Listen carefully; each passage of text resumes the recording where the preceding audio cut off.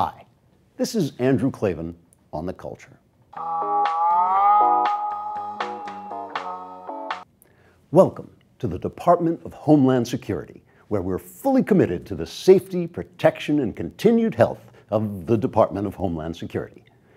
Some of you who traveled Christmas Day on Northwest Airlines Flight 253 from Amsterdam to Detroit may have noticed that one of your fellow passengers, Umar Farouk Abdul Muttalib, was a little bit, shall we say, in flames during the terrorist portion of your flight. The Department of Homeland Security regrets any inconvenience, and we want to assure you, as our fearless leader Janet Napolitano said immediately following the incident, the system worked. That's right. Even though the government ignored repeated specific warnings about the attack, we were able to react swiftly in the event, arranging for courageous Dutch passenger Jason Scheringa to subdue Mr. Muttalib with the help of the airliner's crew. Our Transportation Security Administration then quickly issued new safety guidelines that would prevent passengers from using blankets or personal items during the last hour of flight. And after commentators complained that these measures were absurd and useless, we responded without hesitation by subpoenaing the bloggers who released the guidelines to find out where they got their information. As our fearless leader, Janet Napolitano, said, "Our system did not work." Perhaps we should pause here for a moment to consider the inspiring words of our beloved President Barack Hussein Obama.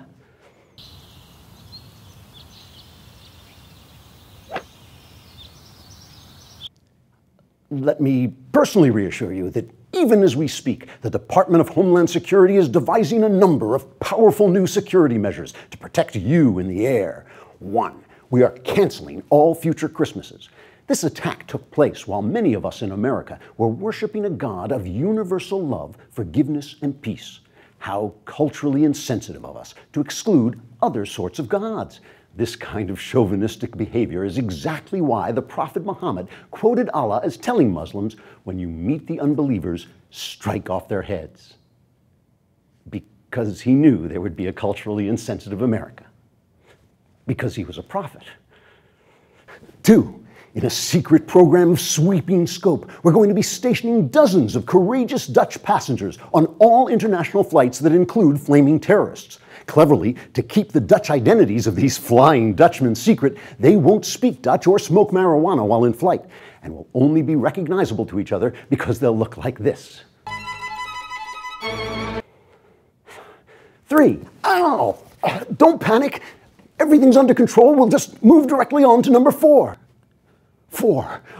Our inspiring president, Barack Bahama, is not unaware that his policy of apologizing for American actions to hostile groups around the world has in no way lessened the threat of terrorism. So from now on, the president will be apologizing to each individual passenger as he boards his plane.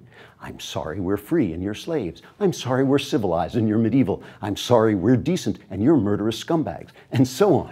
Because as our fearless leader, Homagran Matan 7 from the planet Elgar has said, 5. It has come to our attention that the most likely place for airline terrorists to hide explosive devices is in their colons or beneath their scrotums. So from now on, all passengers will be searched by 7th graders trained by Obama's safe school czar, Kevin Jennings. Because he wants school children to read gay porn and learn how... Perhaps we should move directly on to number 6. Oh, forget it. Don't you understand? Bush and Cheney are gone. We can't protect you anymore. Run for your lives! I'm sorry. I've been under a lot of pressure lately.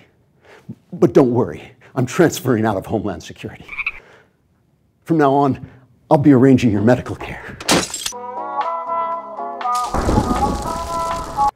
This is Andrew Klavan on The Culture.